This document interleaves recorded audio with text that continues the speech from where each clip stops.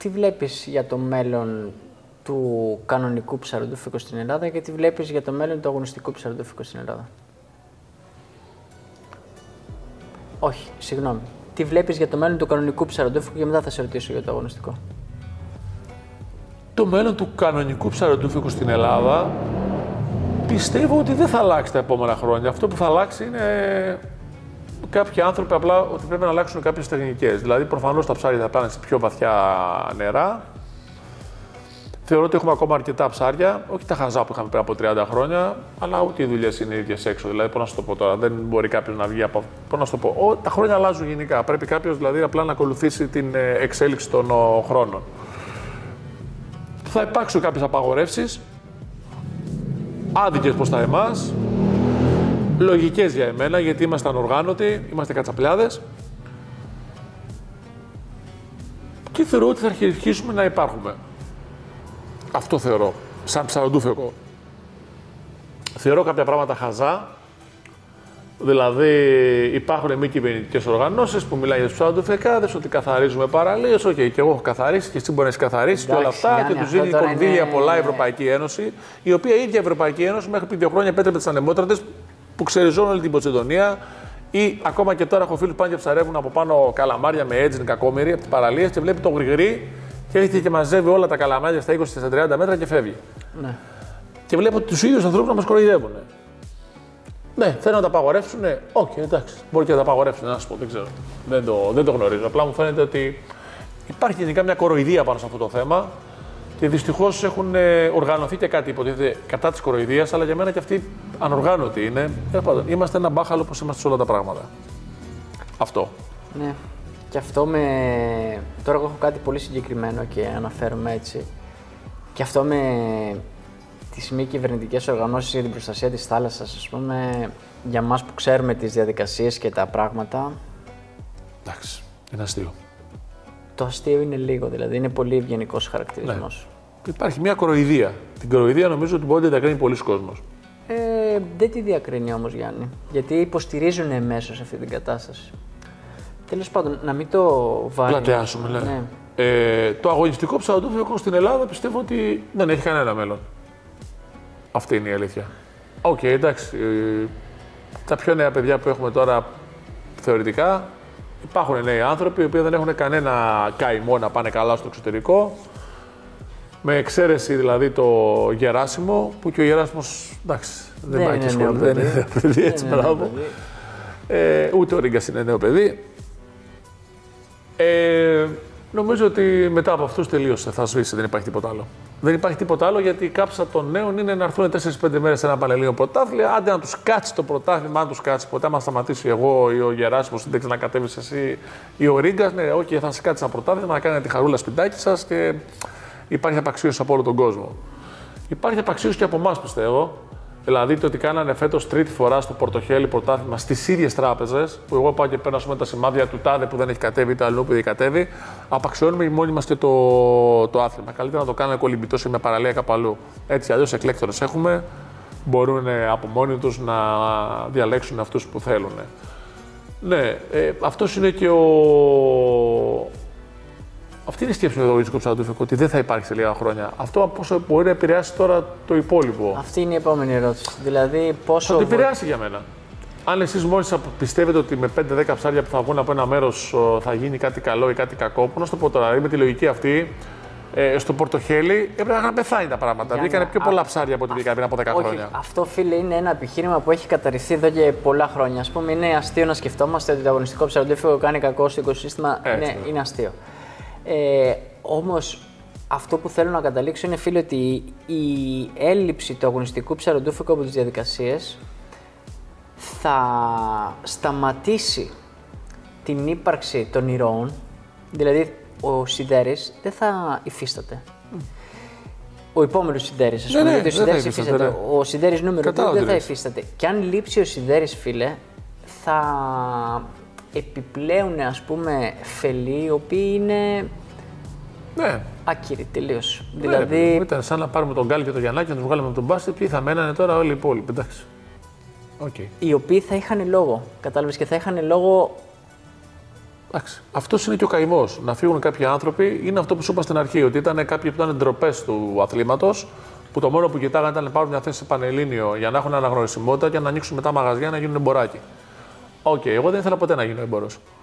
Δεν είναι ο καημός μου αυτός, ρε παιδί μου. Ακόμα και τώρα που είμαστε στο ίδιο σχολείο, για αυτό που μας έχουν βάλει και καλά για να γίνουμε προπονητές αλφα επίπεδου, ποτέ δεν ήθελα να είμαι προπονητής. Εγώ κάνω μαθήματα σε ανθρώπους από το εξωτερικό, παίρνω τα λεφτά που θέλω να πάρω και δεν ασχολούμαι με αυτό. Πώς να σου το πω τώρα. Δηλαδή, είναι μια διαδικασία που είναι τελείως ξένη προς εμένα. Το να μπω εμπορικά, ας πούμε, σε αυτό το χώρο, να πουλάω 2 ζευγάρια πέδιλα που θα μου τα πατάει φασόν κάποιος ή 2 στολές ή κάτι άλλο. Αυτό είναι ο δικός σου καημός, δεν είναι ο δικός μου.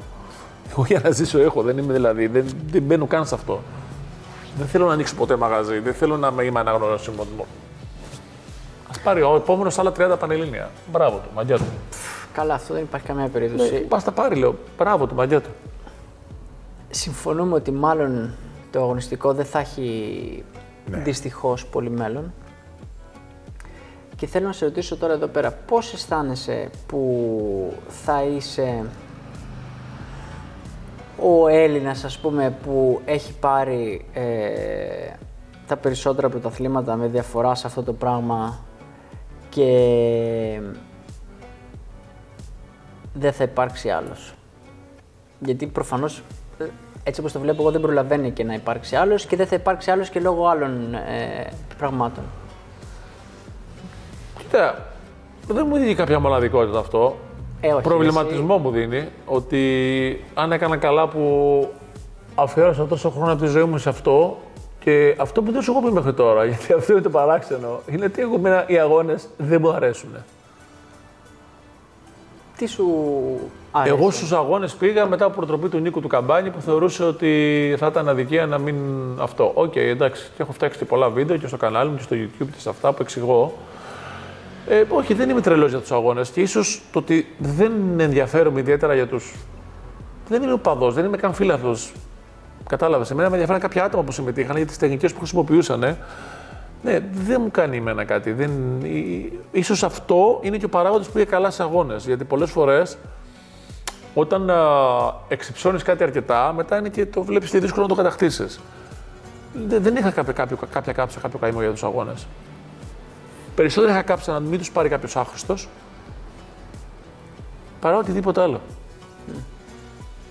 Και σου φαίνεται παράξενο, αλλά αυτό είμαι 100% καλοσταλλαγμένος. Ναι. Εμένα, να σου πω την αλήθεια, το βασικό μου κίνητρο είναι το τεστ. Και το τεστ όχι με τους άλλους, ας πούμε, αλλά το τεστ το δικό μου. Δηλαδή, ωραία, έχουμε αυτό, το πλαίσιο, το συγκεκριμένο. Είναι τα συγκεκριμένα μέρη, οι συγκεκριμένες μέρες, οι συγκεκριμένες ώρες, με άλλα 20 άτομα μαζί. Για να δούμε, ρε φίλε, τι κάνεις. Τι κάνεις. Να δούμε, σε μένα στον εαυτό μου ρωτάω, για να δούμε τι κάνεις, κατάλαβες. Αυτό το τεστ που λες εσύ, αυτό το τεστ νομίζω το έχουν όλοι οι μεγάλοι αθλητές. Και είναι οι άνθρωποι που φαινομενικά στον αγώνα δεν έχουν και άγχος. Γιατί η μοναδική κόντρα που έχουν είναι με τον εαυτό τους. Δεν τους ενδιαφέρει η άποψη του κ. Κώστα από απέναντι, τη κυρία Μαρίας ή τη Στούλα, τι θα πει για αυτά. Εσύ το βράδυ που κοιμάσαι σπίτι σου, ας πούμε, που κοιμάσαι, πριν κοιμηθείς, λες, έπραξα καλά, έκανα καλή επιλογή. Αυτό. Και όχι ρε τον άτιμο, τον άλλο που έκανε αυτό και που έκανε το άλλο. Μπράβο. Αυτή είναι η διαφορά αθλητών και πρωταθλητών. Έτσι. Οι πρωταθλητές δεν σκέφτονται ποτέ αυτά που σκέφτονται οι άλλοι. Δηλαδή, θυμάμαι πάλι στο τελευταίο Πανελλήνιο και μιλάω για το τελευταίο Πανελλήνιο, τα έχω πρόσφατα. Δηλαδή, θυμάμαι που με παίρνει ο Γεράσιμος, ψυχρός ο Γεράσιμος, έτσι τελείως. Ξύλο, δηλαδή δεν είναι απλά λογική, ρεαλισμό. Δεν ξέρω πώς τον έχεις κόψει εσύ, είναι τελείως ρεαλιστής. Και μου λέει, άντε, μου λέει, αύριο ξέρεις, τώρα με έχει κάποιο οροφό, πας κατηθένει εκεί και τελειώνει, μου λέει το αγώνας.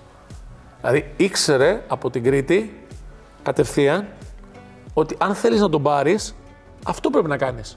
Ναι. Δεν έχει μήμετρα, ούτε δίκες μετά το βράδυ γιατί εγώ δεν πήγα. Εμένα η πρώτη μου επιλογή ήταν 52 μέτρα στον αγώνα τη δεύτερη μέρα.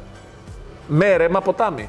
Η επιλογή των περισσότερων να πάνε για κανένα λεοντόψαρο, για κανένα τέτοιο. Του Ρίγκα ήταν να πάει στα 35 στην ξέρα. Οι άνθρωποι το έχουν ξεκάθαρα αυτό με το μυαλό τους και θέλουν να γλιτώσουν τα δικαστήρια μετά στο σπίτι. Ναι. Αυτοί πάνε εκεί, αυτοί που δεν έχουν άγχος. Γιατί μαλώνουν τον εαυτό τους και ξέρουν τις συνέπειες μετά. Τίποτα άλλο. Ναι. Ήταν πολύ σωστός ο τρόπος που σκέφτεσαι. Πολύ σωστός. Είναι αυστηρός δηλαδή. Τελείως. Ο τρόπος που σκεφτόμαστε εμείς. Είναι αυστηρός ως προς τον εαυτό μας, αλλά είναι και λίγο. Όχι λίγο. Είναι ρεαλιστικός βασικά. Τώρα όλα τα άλλα είναι να είχαμε να λέγαμε. Να είχαμε να λέγαμε. Τώρα τι με ενδιαφέρει εμένα να έβαλε ο Μαραντόνα το χέρι και έβαλε τον γκολ. Το πήρε, το πήγε σπίτι. Ναι. Εσείς πείτε ό,τι θέλετε τώρα. Δυστυχώς οι αγώνες έτσι είναι. Ωραία. Θα σου πω το εξής. Πες μου λίγο για την ελεύθερη κατάδυση. Δεν έχω κάνει, τι να σου πω. Δεν έχω πάει μέχρι 65 μέτρα νομίζω. Στο 70. Είχαν πάει παλιά με ένα μονοπέδιλο, αλλά δεν τα θυμάμαι αυτά. Ναι, ρε, εντάξει, αλλά. Δεν ξέρω αν μπορώ να τα καταφέρω, είμαι ειλικρινής. Πολύ ωραίο τέτοιο, πολύ. Δεν ξέρω αν μπορώ να τα καταφέρω. Έχεις αντιμετωπίσει ποτέ πρόβλημα εξίσωσης? Όχι, πουθενά. Δηλαδή το μόνο πρόβλημα που συνειδητοποιώ όταν πάω κάτω από τα 60 μέτρα είναι ξέρεις, το σφίξιμο που νιώθουμε λίγο στο στήθος, αλλά στην επόμενη βουτιά δεν υπάρχει. Δηλαδή, αν πάω σήμερα 60 και ξαναπάω, ας πούμε, μεθαύριο, δεν υπάρχει κανένα σφίξιμο, δεν νιώθω τίποτα. Αλλά έχει μεγάλη διαφορά αυτό από το να πάει κάποιο 70, 80, 90 έτσι, γιατί πρέπει να φέρει αέρα, να κάνει εξισώσεις. Ναι. Όλα αυτά εγώ δεν τα ξέρω. Και δεν ξέρω αν θέλω να τα μάθω. Αυτό δεν σε ενδιαφέρει να τα μάθεις. Δηλαδή, εγώ ας πούμε ξέρω για παράδειγμα. Έλα ρε, τι σιγά. Νομίζω ότι είμαι πολύ μεγάλος για τέτοια πράγματα. Να είμαι ειλικρινής. Τώρα είναι σαν να μου ρίχνεις φάπα στο Όχι, κεφάλι. γιατί εσύ τα έχεις κάνει.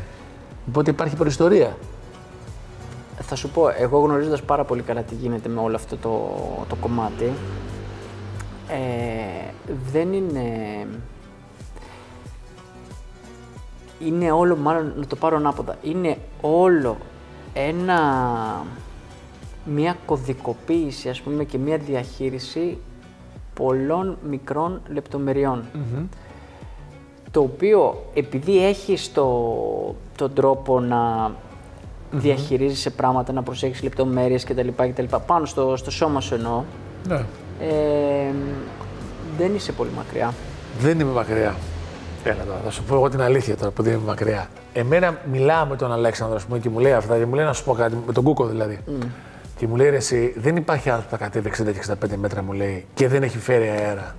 Το κάνεις, μου λέει, δηλαδή μου εξηγεί ο άνθρωπος στη βουτιά μου και τι κάνω, δεν το καταλαβαίνω πολλές φορές. Συμφωνώ, έτσι ακριβώς. Οπότε Η πώς θα πραγματικότητα προχωρήσω? είναι ότι ακριβώς κάνεις πράγματα τα οποία δεν τα έχεις συνειδητοποιήσει, αλλά από εκεί και πέρα μετά πρέπει να κάνεις κι άλλα. Αλλά ο τρόπος, ας πούμε, που θα σε κάνει να κάνεις το επόμενο βήμα, Ναι. είναι μέσα στις διαδικασίες, ας πούμε, στον τρόπο που σκέφτεσαι και στον τρόπο που λειτουργείς, είναι μέσα, εμπεριέχεται. Απλά δηλαδή, άμα σου εξηγήσουμε και σου πούμε ότι 1, 2, 3, 4, ας πούμε, αυτό, και αρχίζει να τα ψάχνεις επάνω σου, επειδή έχεις το μηχανισμό να αντιλαμβάνεσαι τι σου γίνεται, αυτό σου εξηγώ. Ναι, αυτός είναι βασικός μηχανισμός. Θα πάει. Δεν υπάρχει περίπτωση. Να σου πω ότι έχω πολλά χρόνια να το δοκιμάσω, δεν έχω. Οπότε πρέπει να την πάρω γρήγορα την απόφαση να θέλω να πάει. Απλά το παράξενο με εσάς, και λέω με εσάς γιατί μιλάμε για ανθρώπους που κάνουν ελεύθερη κατάδυση, είναι ότι αν προσανατολιστείς εκεί, μετά δεν μπορεί να κάνεις την παράλια ψαροντούφεκο. Μπορείς, μωρέ, εντάξει, εγώ. Και κατά τη διάρκεια της προετοιμασίας εννοώ.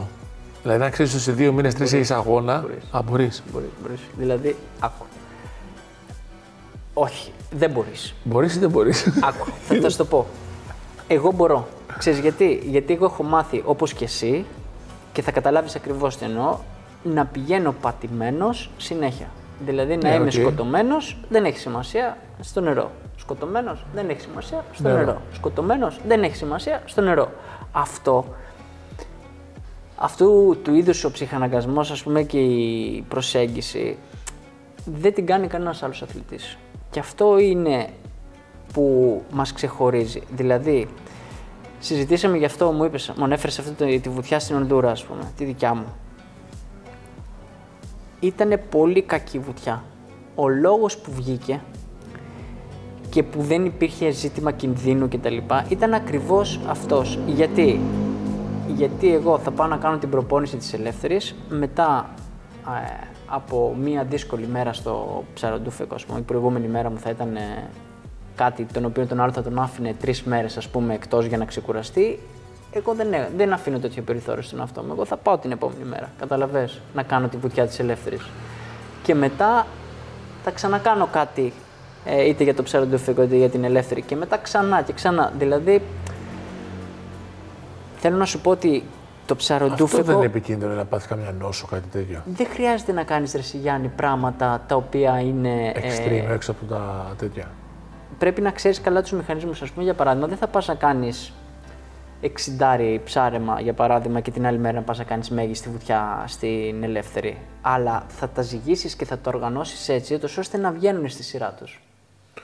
Ναι. Κατάλαβες. Δηλαδή και εγώ τώρα όπως και εσύ και εγώ το χειμώνα, εγώ κάνω από όλα τα ψαρέματα ας πούμε, αλλά κάνω και ριχά, κάνω και βαθιά, κάνω απ' όλα. Θα πάω τη μία μέρα στη θάλασσα για το ψάραμα ας πούμε, και την άλλη μέρα θα πάω στην πισίνα, δεν θα πάω να κάνω βαθιά βουτιά ελεύθερης. Ναι, κατάλαβα τι λες. Γίνεται δηλαδή. Απλά θέλει να ξέρεις πάρα πολύ καλά τι κάνεις και να είσαι λίγο γαϊδούρη στην ανοχή, ας πούμε, στην κούραση και Γαϊδούρη είμαστε σίγουρα. Αυτό, γι' αυτό σου λέω. Ξέρω πολύ καλά τι σου λέω, δηλαδή και το λέω σε σένα, δεν το λέω για κάποιον. Δεν λέω ότι αυτό μπορεί να το κάνει οποιοδήποτε. Αλλά για σένα, ας πούμε, ξέρω ότι μπορείς, καταλαβες. Το δοκιμάσουμε. Οκ. Να σε ρωτήσω τώρα κάτι άλλο. Το κομμάτι της,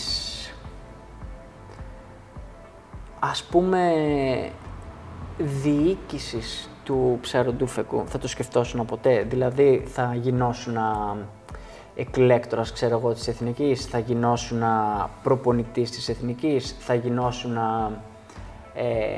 ξέρω εγώ, έφορος υποβρύχιας δραστηριότητας στην Ομοσπονδία, θα γινόσουν, ξέρω εγώ, τίποτα κάτι τέτοιο? Δεν με ενδιαφέρει τίποτα από όλα αυτά. Γιατί? Γιατί δεν είμαι πρώτα απ' όλα καρακολοκέντρος, δεν θέλω να έχω τέτοιους τίτλους. Είναι κάτι ξένο. Δηλαδή, μπορεί και να ντρεπόμουν να ήμουν κάτι από όλα αυτά. Και τη γνώση? Δηλαδή, ας πούμε, εσύ έχεις ψαρέψει σε όλα τα τερένια του πλανήτη. Η γνώση απλά θα πάει χαμένη και μια χαρά είμαστε. Από αυτή την άποψη το λέω. Δηλαδή, πώς να σου το πω τώρα, ρε παιδί μου, ακόμα και τη σχολή που κάνουμε, εγώ θα την αφήσω. Δεν έχω τόσο χρόνο για χάσιμο. Για μένα είναι χρόνος για χάσιμο. Δηλαδή, τώρα να κάνουμε. Δηλαδή, είχα πάει εγώ στην Ισπανία. Ρε φίλε, έφαγα. Πόσε μέρες κάτσε, 10-12, πόσες ήταν? Εγώ έκατσα νομίζω 10-12. Έχασα άλλες 12 για το Πανελλήνιο. Έχω κάνει 500 ώρες σε αγώνες. Και μου θες 100 ώρες πρακτικής. Πρακτική που μου έχει κάνει ποιος δηλαδή τώρα, να μην λέω ονόματα. Δηλαδή, και τι είσαι εσύ που θα μου κάνεις πρακτική? Νομίζω ότι απλά υποτιμάνε τον εαυτό τους οι άνθρωποι, αυτοί που θέλουν να με διδάξουν, και εγώ θα υποτιμούσα τον εαυτό μου αν ήθελα να το παρακολουθήσω. Δηλαδή, εντάξει, αυτό είναι μια διαδικασία, είναι τη γενέση της, δηλαδή κάπως πρέπει να υπάρχει μια παραδοχή. Οπότε εγώ δεν θέλω να είμαι μέρος, γρανάζει σε αυτό το πράγμα. Αισθάνομαι ντροπή. Αισθάνομαι λίγο ντροπή και απορώ πως οι άλλοι δεν αισθάνονται ντροπή. Δηλαδή, πες ότι εγώ έχω τελειώσει ένα τεφάρι, παιδί μου. Θα πάρω το Γιαννάκη ή το Γκάλι να του μάθω πως ρίχνουν βολές. Και θα του λέω: ξέρεις, πρέπει να αφήσεις λίγο την προσωπική σου ζωή και τη δουλειά σου να έρθει 4-5 ώρες στην Αθήνα. Θα ερχόταν ποτέ κάποιος, θα ερχόταν ο Σπανούλης να του μάθω μπάσκετ επειδή έχω τελειώσει τεφά? Ή δεν έχω τελειώσει κεφά και μπορεί να είμαι δικηγόρος ή γιατρός και απλά με κάποιο τρόπο έχω μπει στην Ομοσπονδία? Εγώ δεν θέλω να είμαι καθόλου μέσα σε όλα αυτά. Αισθάνομαι αλήθεια ντροπή που είμαι Έλληνας, δεν μπορώ να το πω αλλιώς. Πάλεψα για κάτι και μου βγάζει μια ντροπή. Γιατί εγώ, σαν παιδάκι λέω, μικρούλης, όταν έβλεπα το Γκάλι και το Γιαννάκη και είχε σηκωθεί η Ελλάδα, είχε βγει στον δρόμο, ή το Ζαγοράκι με τα τέτοια, θα αισθανόμουν ντροπή να πάρω το Ζαγοράκι να το διδάξω πώς θα γίνει προπονητής. Γιατί έχει παίξει μπάλα σε όλα τα τερέ του πλανήτη. Το ίδιο έχει γίνει και με τον Γκάλι, το ίδιο έχει γίνει και με άλλους ανθρώπους. Και αυτή την ντροπή δεν την έχουμε εμείς οι Έλληνες. Είμαστε ξεσπασμένος λαός. Μπαίνουμε σε μια καρέκλα και εγώ δεν θέλω να αλωθώ από τα γρανάζια, ρε παιδί μου. Όχι, εγώ ψαρά ξεκίνησα, ψαρά θέλω να μείνω. Εγώ να σου πω την αλήθεια, έχω λίγο διαφορετική άποψη από αυτό. Επειδή καλός ή κακός, ας πούμε, αυτές οι δραστηριότητες που κάνουμε, μιλάω για την ελεύθερη κατάδυση, το υποβρύχιο ψάρεμα, ξέρω εγώ, και τα γύρω-γύρω αυτά. Είναι καινούρια, δηλαδή είναι τη γενέση τους, ας πούμε, σχετικά οι διαδικασίες που καινούρια είναι, πράγματι, αλήθεια λες. Και έρχονται να μπουν σιγά σιγά σε καλούπια, τα οποία τα βάζει η πολιτεία, που υπάρχουν από άλλα αθλήματα και από άλλες, ας πούμε, ομοσπονδίες, διαδικασίες, υπουργεία κτλ. Το οποίο αυτοί οι οποίοι ορίζουν αυτές τις διαδικασίες δεν έχουν ιδέα. Παίζουν κάποιο άλλο, εσύ με το χέρι στην καρδιά. Από όλους όμως, και θέλω να είσαι ειλικρινής, από όλους τους καθηγητές που είχαμε και θα έχεις εσύ μάλλον στο μέλλον, γιατί εγώ είμαι εκτός, ποιος πιστεύεις ότι έχει κάτι να σου διδάξει, εσένα? Είτε αφορά τη φυσιολογία, είτε αφορά την τεχνική, είτε αφορά την προπονητική, είτε οτιδήποτε. Εσένα σου μιλάω συγκεκριμένα, με αυτά που κάνει στη ζωή σου. Ως βασική, με το χαρακτήρα που έχεις. Θα σου πω, ως βασικές γνώσεις υπάρχουν κάποιοι. Να σου μάθουν εσένα κάτι. Όχι σε σχέση με την ελεύθερη κατάδυση, ως βάση. Γιατί για να εξειδικευτείς, ας πούμε, πάνω με την ελεύθερη κατάδυση, εννοώ με τις δραστηριότητες, μη τέτοιο. Ας πούμε, για παράδειγμα, συζητάμε τώρα και λέμε.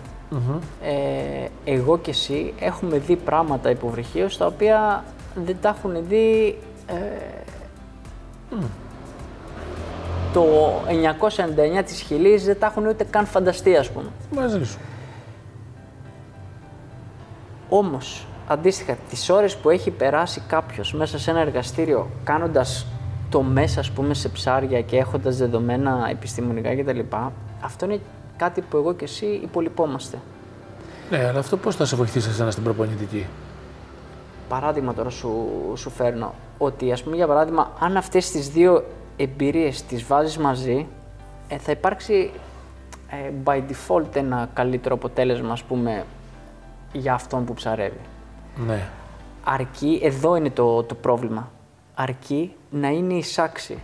Δηλαδή όταν να συμφωνήσει ο Σιδέρης και να συμφωνήσει και ο καθηγητής του Πανεπιστημίου ότι πάμε να ενώσουμε αυτά που ξέρουμε για να βγάλουμε τον επόμενο που θα ξέρει καλύτερα πράγματα και από τους δυο μας. Μόνο που δεν γίνεται αυτό. Ο καθηγητής είναι αυτός που διδάσκει, είναι αυτός που μαθαίνει. Ακριβώς. Αλλά ακόμα δεν μου απάντησες. Ποιος πιστεύεις ότι εσένα στο σχολείο που παρακολουθείς έχει να σου προσφέρει κάτι. Στα πρακτικά τώρα, είναι σε αυτό το κομμάτι που είμαστε τώρα. Κανένας, εντάξει. Κανένας και τίποτα. Αλλά. Εσύ να προσφέρεις αυτούς όλους έχεις. Να τους μάθεις πράγματα εννοώ. Αλήθεια. Που δεν έχουν ακούσει καν στη ζωή τους, που δεν έχουν φανταστεί. Συμφωνώ. Απλά στο προηγούμενο κομμάτι, ας πούμε, στα θεωρητικά που παρακολουθούσαμε κτλ., εκεί ακούσαμε αρκετά πράγματα. Ακούσαμε αρκετά πράγματα ενδιαφέροντα. Γι' αυτό και τα κάτσαμε και το παρακολουθήσαμε. Ναι. Τώρα στο πρακτικό κομμάτι δεν έχουμε τίποτα να μάθουμε. Να πούμε. Ναι. Και να μάθουμε. Είναι ένα θέατρο το οποίο αναγκαστικά θα το κάνουμε, ας πούμε. Όχι, εγώ δεν θα το κάνω, εσύ δεν το κάνεις. Εγώ είμαι ξεκάθαρος με αυτό. Εντάξει, εγώ σου λέω, το βλέπω. Εμένα με ενδιαφέρει πολύ τι θα αφήσω πίσω. Δηλαδή, αυτό που λες εσύ να χαθεί η γνώση και είσαι OK με αυτό, το οποίο το ακούω. Εγώ δεν θα μπορώ να κοιμηθώ ήσυχος το βράδυ. Γιατί ζωή ζούμε, απλές ζωές ζούμε σαν όλους τους ανθρώπους. Εγώ έτσι αλλιώς τα περισσότερα πράγματα από αυτά που κάνω τα έχω μεταδώσει στους ανθρώπους. Το μόνο που δεν έχω πει είναι ότι με ρωτάνε πολύ τύποι άκυροι για την νόσο. Και τους λέω απλά ότι δεν το έχετε. Γιατί αν το είχατε, δεν θα με ρωτάγατε. Θα είχατε κάνει παρατηρήσεις στον εαυτό σας. Ναι. Όπως εγώ έχω κάνει παρατηρήσεις ατελείωτες στο σώμα μου. Από το πώς κοιμάμαι το βράδυ μέχρι τη θερμοκρασία του νερού που κάνω μπάνιο, μέχρι το τι θα φάω, μέχρι ατελείωτα. Και γι' αυτό σου λέω ότι είσαι άκυρος και δεν το έχεις. Και δεν εννοώ ότι δεν το έχεις τα μέτρα. Φυσικά και έχεις τα μέτρα, δεν έχεις επαναλήψεις. Όλα τα άλλα τα έχω πει. Δεν έχω μυστικά εγώ να πω. Τι να τους πω, δεν έχω τίποτα να τους πω. Τι δεν στεναχωριέμαι γι' αυτό, δηλαδή. Όποιος θέλει να μάθει, θα μάθει. Εγώ τι να πω, δηλαδή. Πώς να το πω, δεν γίνεται να το πω. Αν έρθει κάποιος να το κάνω μαθήματα του ψαροντόφικου, θα το πω αρκετά πράγματα. Εννοείται. Ωραία. Πες μου λίγο, το μικρό τον φαντάζεσαι ψαροντοφικά? Όχι. Δεν θέλεις ή δεν το φαντάζεσαι? Άμα γίνει, έγινε, αλλά εγώ δεν θα το επιδιώξω, δεν είναι κάτι που θέλω. Πώς νομίζεις ότι μπορεί να ξεφύγει από αυτό, ρε Γιάννη? Ότι εγώ δεν πιέζω γενικά κανέναν άνθρωπο, το γιο μου θα πιέσω. Εσύ δεν θα τον πιέσεις εσύ. Να, προχθές είδε το ψάρι το μεγάλο και φοβήθηκε. Πρώτη φορά φοβήθηκε ο Κωνσταντίνος στη ζωή του. Αλλά ξέρεις τι γίνεται, αυτό το παιδί. Γιατί καλός ή κακός, ρε παιδί μου, εγώ σου λέω και αύριο το πρωί να σταματήσεις το ψαροντόφικο και να τα πετάξεις όλα. Θα βρεθεί όταν αυτό το παιδί θα γίνει 10 χρονών, 11-12, όταν θα αρχίσει να αντιλαμβάνεται τον κόσμο, θα βρεθεί πάνω σε κάποιον που θα δει Κωνσταντίνο Σιδέρης, το Σιδέρι, τον ψαροντοφικά δεν τον έχεις. Και θα πει πατέρας μου. Και αυτό θα το ζει μια φορά τη μέρα τουλάχιστον, καταλαβες. Πώς πιστεύεις εσύ ότι θα ξεφύγει από αυτό το πράγμα? Θα ξεφύγει τώρα, κι άλλοι είχαν παιδιά. Όχι στο άθλημά μας εννοώ και μεγάλοι αθλητές και δεν έχουν γίνει τα παιδιά τους ούτε ποδοσφαιριστές, ούτε μπασκετμπολίστες, ούτε τίποτα. Αν θέλει να πάει, ας πάει. Δεν το είπα εγώ από αυτήν την έννοια. Αλλά θεωρώ ότι, ξέρεις, όταν ένα παιδί αρχίζει και για κάποιο λόγο εθίζεται σε ένα άθλημα, είτε είναι ψαροντόφικο είτε κάποιο άλλο, και υπάρχει και ο μπαμπάς στη μέση, ο οποίος καλός ή κακός είναι γνωστός, ενώ είναι καταξιωμένος, είναι όλα αυτά τα τέλος πάντων αυτά που δεν θέλω να αναφέρω, ενδόμηχα μέσα του, ναι, δηλαδή αναπτύσσεται μια κόντρα. Γιατί αυτό υπάρχει πάντα σε εφηβείες, έτσι μέχρι τα 18-20, ένας ναι. ανταγωνισμός, ότι ξέρεις, ο μπαμπάς δεν ξέρει και εγώ είμαι λίγο πιο καλός. Και αυτό, ειδικά στο υποβρύχιο ψάρεμα, είναι λίγο επικίνδυνο. Θα μου πεις, ναι, είναι λίγο επικίνδυνο. Θεωρώ ότι όλοι οι ψαροντοφεκάδες που ζούμε, κάποια στιγμή στη ζωή μας έχει τύχει να κινδυνεύσουμε. Εγώ έχω κινδυνεύσει παραπάνω από μία, είμαστε σε νεαρή ηλικία, μπορεί να ήμουν τυχερός και γι' αυτό είμαι εδώ μαζί σου και δίνω μια συνέντευξη. Άλλοι άνθρωποι που παρόλο που ήταν πολύ έμπειροι δεν είναι πια μαζί μας, θεωρώ ότι πλανευτήκαν από την πλάνη της εμπειρίας και γι' αυτό φύγαν από κοντά μας. Δεν μπορώ να ελπίζω το ίδιο για το γιο μου, δηλαδή δεν θέλω να το ελπίζω, δεν ξέρω την ιδιοσυγκρασία, την τύχη, πώς να το πω, δεν θα ήθελα να ασχοληθεί. Είχε άλλα πράγματα να κάνει το παιδί. Οι γονείς σου τι λένε γιατί... ή τι λέγανε, ας πούμε, όταν ξεκίνησες στη φάση και άρχισες να είσαι πρωτάθλημα μετά το πρωτάθλημα και άλλο πρωτάθλημα. Κοίτα, τον παπά μου τον έχασα μικρό, τον έχασα 22. Η μαμά μου ήταν τελείως απούσα. Δηλαδή θυμάμαι στο πρώτο πρωτάθλημα, αυτό πήρα πρώτα το πορτοχέλι, νομίζω είχα πάρει κι άλλο. Τέλος πάντων, στο πορτοχέλι τα πρώτα πρωτάθλημα δεν κατέβηκε καν την πρώτη φορά να το δει, ρε παιδί μου. Και όταν οι φίλες της λέγανε ότι μπήκα στην εθνική, εντάξει, έλεγε, ξέρεις. Και αυτές στην αρχή, ακόμα και οι φίλες της νομίζουν ότι η εθνική ήταν η εθνική τράπεζα, γιατί της λέγανε καλά, ξέρεις, συγχαρητήρια.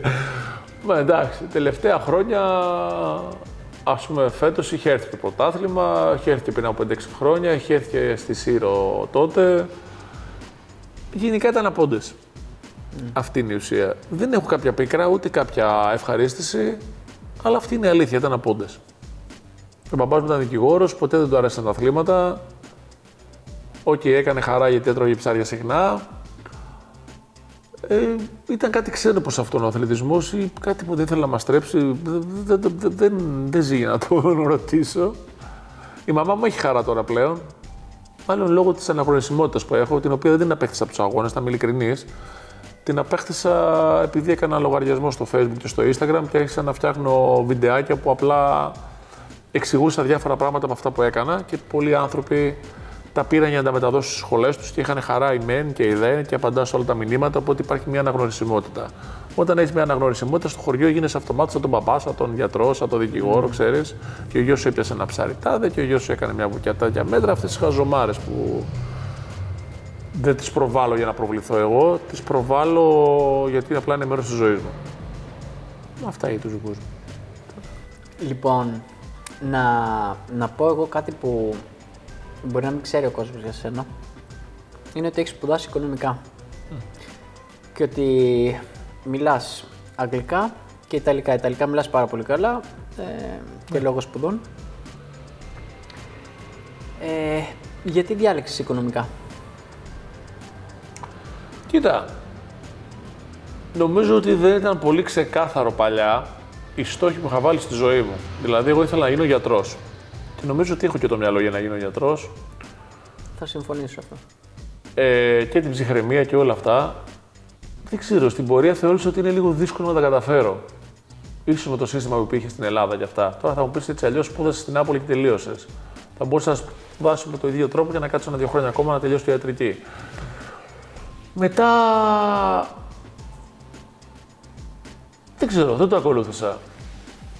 Ναι, δεν ξέρω για ποιο λόγο. Αυτό ήθελα να σπουδάσω, ιατρική. Δεν το βγήκε από το πλάνο της ζωής μου κάποια φορά γιατί θεώρησα ότι δεν θα τα καταφέρω και μετά πήγα στα οικονομικά. Τα οποία ούτε αυτά μου αρέσαν ιδιαίτερα γιατί δεν μου αρέσει να είμαι κλεισμένος γενικά. Και δεν μου αρέσει να περιορίζομαι. Από ωράρια, από ανθρώπους, από το μπλα μπλα. Ξέρεις, μπορεί να είμαι όλη μέρα να σκάβω στον κήπο ή να ψαρεύω 2 μέρες ή να πάω σε έναν αγώνα και αυτό που γυρνάς και δεν μπορεί να πάρεις τα πόδια σου. Το ίδιο αισθάνομαι αν πάω σε μία έκθεση ή αν μιλήσω πολύ με ανθρώπους. Αδειάζω. Οπότε σίγουρα δεν είμαι. Αδειάζομαι, δεν ξέρω για ποιο λόγο. Οπότε σίγουρα δεν είμαι καλός για κάποιο δουλειά γραφείου που θα ερχόμουν σε επαφή με ανθρώπους και θα έπρεπε να τους εξηγήσω ο ίδιος κάποια πράγματα για να τους διευκολύνουν στη δουλειά τους. Άρα με την καμία δεν θα ήσουν καλός δικηγόρος. Δικηγόρος θα ήμουν πάρα πολύ καλός, γιατί έχω πολύ καλά επιχειρήματα. Και θεωρώ, αλλά το δύσκολο κομμάτι βέβαια θα ήταν αυτό το να συνεχίσω με τους πελάτες. Ναι. Αλλά στο δικαστήριο, σαν δικαστήριο, θα ήμουν καλός, το πιστεύω. Μπορεί να είσαι ένα καλός δικαστής. Δικαστής θα ήμουν πολύ καλός. Αυτή είναι η αλήθεια. Οκ. Θεωρείς ότι σε βοήθησαν αυτές οι σπουδές? Κοίτα, οι γνώσεις γενικότερα. Οι σπουδές, ειδικά στα Ιταλικά, γιατί καταλαβαίνω και Ισπανικά αρκετά, και αυτομάτως ξέρεις, μπορεί να μιλάς με Ιταλούς, μπορεί να μιλάς με Κροάτες που μιλάνε πολύ καλά Ιταλικά, καταλαβαίνεις κάποια Ισπανικά και γενικά οι ξένες γλώσσες, αυτό που με βοήθησαν και έτσι πρέπει να βοηθάνε και όλους τους ανθρώπους, είναι στην επαφή με ανθρώπους από με άλλους λαούς δηλαδή. Αυτό είναι το καλό, ότι μπορεί να μιλήσω με τον Κώσπικα, ας πούμε, για να μιλήσω Ιταλικά. Ή μπορεί να είναι κοντά μου και να μιλάμε με τον Όσκαρ για να μου μεταφράζει ή να μιλάνε κάποια πράγματα στα αγγλικά. Αυτό που έγινε ήταν ότι σε έφερε πιο κοντά στο να αντιληφθείς, εμένα τουλάχιστον που μου άρεσε πολύ, κουλτούρες και τρόπους ψαρέματος από άλλους λαούς. Αυτό ήταν πολύ βασικό. Okay. Γενικά θεωρώ ότι οι ξένες γλώσσες είναι πολύ χρήσιμες στη ζωή ενός ανθρώπου. Εμένα δικοί μας που οι γονείς με είχαν βάλει ότι είναι πάρα πολύ χρήσιμο για τη δουλειά σου, για το, κατάλαβες, ή να μπει σε μια εταιρεία, να χρειάζεται σαν εφόδιο. Το πραγματικό εφόδιο είναι για να φέρει κοντά ανθρώπους. Και ειδικά τώρα πώς έχει γίνει η φάση με την τεχνολογία, με τα Instagram, με όλα αυτά, μπορεί να μιλήσει με παιδιά από όλο τον πλανήτη, δηλαδή, άμα μιλάς 2-3 γλώσσες. Είναι πολύ... Τους φαίνεται οικείο και σε αυτούς είναι πιο εύκολο για να ρωτήσεις. Θα σου πω τώρα, γελάω γιατί γενικότερα και εμένα μου αρέσει η εμπεριστατωμένη γνώση και τα λοιπά και εγώ έχω κάνει διάφορα από σπουδές. Και ρε παιδί μου, είναι και αυτό μια βασική διαφορά. Ο ψαροντοφεκάς wannabe σιδέρης, ρε φίλε, οι περισσότεροι δεν ξέρουν να γράψουν το όνομά τους και θέλουν να γίνουν σιδέρης, ας πούμε, χωρίς να υπάρχει, ρε παιδί μου, το υπόβαθρο. Δεν μιλάω μόνο για το σωματικό υπόβαθρο. Γιατί μπορεί να θέλει να διαβάσεις για τη διατροφή κάτι, για να ναι, πρέπει να μπει σε κάποιους ανθρώπους, να διαβάσεις κάποια άρθρα, να κάνεις... Ναι ρε εσύ, κατάλαβες. Και υπάρχουν έξυπνα παιδιά, αλλά δεν φτάνει ρε εσύ. Θέλει δηλαδή να έχεις εφόδια, ας πούμε. Δεν γίνεται. Θέλει εφόδια στη ζωή πολλά και το παράξενο ότι δεν ξέρεις ποτέ πού θα το χρησιμοποιήσεις. Βέβαια, παλιοί το λέγανε, μάθε τέχνη και άστηνε και αν πεινάσεις πιάστηνε και αυτά. Δεν ξέρεις ποτέ πού θα σου χρειαστεί κάτι που παίρνεις. Συμφωνούμε. Οκ. Okay. Ωραία. Θα σε ρωτήσω λίγο για την Καλλιρόη. Ναι. Εντάξει. Πώς ανέχεται το σιδέρι ή ανέχεται, πώς αντέχει, ναι, ας πούμε, τη ζωή του σιδέρι βασικά, να με ενδιαφέρει να μου πεις. Νομίζω ότι, και δεν θα μιλήσω για μένα επί του προσωπικού, στην αρχή τουλάχιστον, νομίζω ότι όλοι μας, όταν γνωρίζουμε έναν άνθρωπο, τώρα άμα είναι αγόρι, είναι κορίτσι, ένα λόγο στο φίλο βάει, τέλος πάντων, επιλέγουμε για τα χρόνια μας, νομίζω ότι αν δείξεις την πραγματική σου εικόνα από την αρχή, αυτή θα είναι και η εικόνα που θα σε ακολουθεί στο μέλλον. Δηλαδή, αν κάποιος πηγαίνει, ας πούμε, για ψάρεμα 2 φορές την εβδομάδα, ξέρει εκ των προτέρων η σύντροφός του ότι αυτός ο άνθρωπος θα λείπει 2 φορές την εβδομάδα. Αν πηγαίνουν να φάνε 2 φορές την εβδομάδα έξω, ξέρει ότι θα τρώει 2 φορές την εβδομάδα. Αν σταματήσει αυτό να γίνεται για ένα μήνα, θα του πει γιατί δεν βγαίνουμε να φάμε. Αν παίζει με το παιδί ή αν αλλάζει το παιδί, το ίδιο το παίρνει σαν δεδομένο. Οπότε νομίζω ότι όσο πιο ξεκάθαρη είναι η ρόλη που θέτεις, τόσο πιο εύκολα είναι ακολουθήσιμη αυτή τους δικούς μου και εγώ τους δικούς της. Δηλαδή, αντίστοιχα, όταν φύγει η Καλλιρόη να πάει να φτιάξει ένα κήπο, έτσι, γιατί είναι landscape, όπως λένε. Και θα λείψει 6-7 ώρες, 8 ώρες. Εντάξει, αναγκαστικά θα κρατήσω και τον Κωνσταντίνο, θα ταΐσω τον Κωνσταντίνο, θα αλλάξω και τον Κωνσταντίνο. Δεν θα. Είναι κάτι. Έτσι είναι η ζωή. Πώς να το πω τώρα, έτσι είναι. Το έχω αποδεχθεί. Αλλιώς δεν θα μπλεχά με την Καλλιρόη, θα μπλεχά με κάποιον άλλη. Ναι. Άρα ουσιαστικά μου απαντάς ότι και αυτή έχει αποδεχθεί τα δεδομένα, ναι, της ζωής σου, ας πούμε. Κοίτα, γενικότερα αυτό δεν είναι και πολύ κοινό. Δηλαδή συνήθως αυτό που βλέπουμε είναι παντρεύεται ένα ζευγάρι, είτε ομόφυλο, έτσι όπως πάει η φάση. Είτε ετερόφυλο, ναι. Είτε ετερόφυλο και μετά, ρε παιδί μου, ξέρεις, αρχίζουν οι λίγο περίεργες απαιτήσεις, ξέρεις. Ναι. Αρχίζουν οι προστριβές γιατί ο ένας θέλει να αλλάξει, ξέρεις, την καθημερινότητα του άλλου. Ναι. Αυτό. Δεν αφήνω κάποιον πλέον να αλλάξει καμία καθημερινότητά μου. Είμαι διαθέσιμος να συζητήσω οποιαδήποτε πρόκληση, πρόταση, άποψη. Δεν δέχομαι και τη διαφωνία, χωρίς να σκοτωθώ με τον άλλον πλέον. Δηλαδή, δέχομαι ότι θα πει αυτό. Ναι, εντάξει, αφού είναι η άποψή σου, θα τη δεχτώ. Μέχρι εκεί. Αλλά σίγουρα δεν κάνω πλέον κανένα συμβιβασμό ό,τι αφορά την προσωπική μου ζωή. Κανέναν. Θέλω εγώ να πάω 3 ώρες για ποδήλατο, θα πάω 3 ώρες για ποδήλατο. Θα μου φορτώσουν μετά το παιδί για 3 ώρες, δεν θα πω τίποτα, θα κρατήσω το παιδί για 3 ώρες και κάνει άλλο του γουστάρι. Και νομίζω ότι αυτό το έχει αρχίσει, το καταλαβαίνει σιγά σιγά. Τον μπρος-πίσω εννοώ ότι υπάρχει το δούνε και λαβίν, αυτό εννοώ. Και τα πράγματα πάνε φυσιολογικά. Δηλαδή, κάποιος για να είναι ευτυχισμένος σε μια φιλία, ρε παιδί μου, έτσι, σε μια σχέση προσωπική, σε μια αυτά, πρέπει να δείξεις εκ των προτέρων τι κάνεις. Δηλαδή, ας πούμε, ο Μανώλης δεν είναι πολύ φίλος με το τηλέφωνο. Έτσι. Θα δεχθώ εγώ από την αρχή ότι ο Μανώλης δεν είναι πολύ φίλος με το τηλέφωνο. Του μπορώ να τον πάρω 2 φορές για να τον βρω. Αλλά όχι επειδή ο Μανώλης θα διαφορεί. Γιατί έτσι θα είναι και με σένα και με σένα. Και εσύ δεν. Ναι, κατάλαβες τι λέω. Ναι, αυτό πρέπει να το αποδεχτείς. Το να κοιτάξω εγώ να σε πίσω δεν είναι. Αυτό που μπορώ να σου πω είναι ότι Μανώλη, άμα δεις 2-3 κλήσεις, πάνε από ότι μπορεί να σε χρειάζομαι. Αλλά δεν θα σε πάρω 2-3 κλήσεις για να σου πω, έλα, καλησπέρα. Ναι. Θα καταλάβω ότι όταν ο Μανώλης βρει το χρόνο θα με πάρει τηλέφωνο. Αυτό, έθιξε αυτό, κατάλαβες. Γιατί πρέπει να καταλάβουμε όλοι, ο καθένας να έχει το χώρο του, το χρόνο του και να είναι συνεπής με κάποιες υποχρεώσεις. Τώρα, η υποχρέωση δεν ξέρω τι είναι στο κάθε ζευγάρι, ξέρεις, είναι κάτι διαφορετικό στο κάθε ζευγάρι και ποικίλει. Είναι διαφορετική. Okay. Ναι, αλλά είναι εύκολο, δεν είναι κάτι δύσκολο. Okay.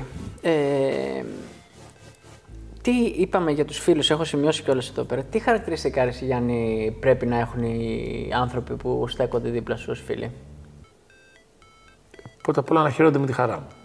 Είναι πολύ βασικό αυτό. Υπάρχουν διαφορετικοί τύποι. Σίγουρα να μ' αγαπάνε. Να υπάρχει αγάπη.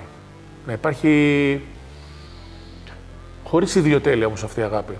Γιατί ξέρεις, άνθρωποι όπως είμαστε εμείς, όχι δεν είμαστε διαφορετικοί, αλλά δυστυχώς ή ευτυχώς έτσι τα έχει φέρει η ζωή. Έχουμε ψάξει κάποιους τομείς, είμαστε λίγο πιο ενημερωμένοι για κάποια θέματα και αν είναι άλλο.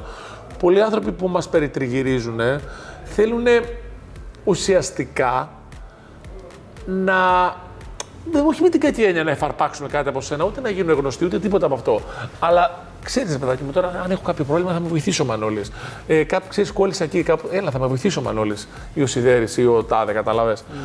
Αυτό εμένα με έχει κουράσει και πλέον δηλαδή μιλάω με 3-4 ανθρώπους και τέλος θα μιλήσω με τους άλλους, αλλά οι άλλοι είναι γνωστοί μου πλέον, δεν είναι φίλοι μου. Δεν είναι φίλοι. Σύμφωνα. Πρώτα απ' όλα δεν μου αρέσει ο άλλος να είναι χειριστικός. Και τι είναι ο χειρισμός? Υπάρχουν χειρισμοί, διαβάστε τέλος πάντων ότι θα καταλάβετε τι είναι ο χειρισμός. Δεν θα μιλήσω για τοξικότητα, γιατί η τοξικότητα δεν αφορά γενικά, αφορά ειδικά χαρακτηριστικά του κάθε ανθρώπου. Γιατί και εγώ μπορεί να είμαι σε κάποιο τομέα τοξικός, ή εσύ, καταλαβες. Ναι.